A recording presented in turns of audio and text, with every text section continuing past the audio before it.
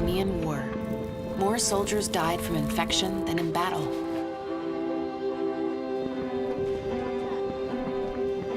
Until a nurse introduced sanitary practices still in use today.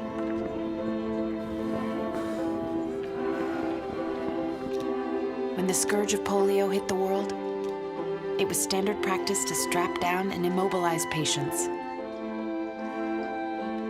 Until a nurse discovered that movement and physical therapy had far better results.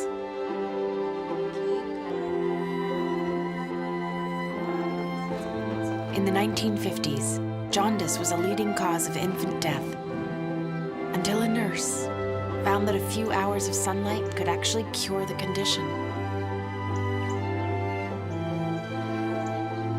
At the dawn of the AIDS epidemic, no one knew how the disease spread, so patients were kept quarantined and alone, until nurses defied convention and embraced them with compassion.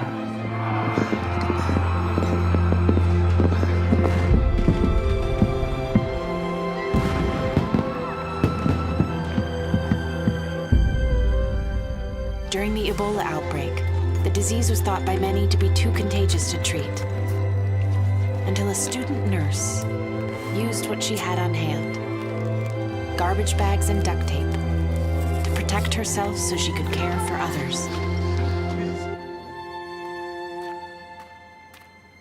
And cerebral palsy robbed many patients of their ability to speak, until a nurse gave them back their voices.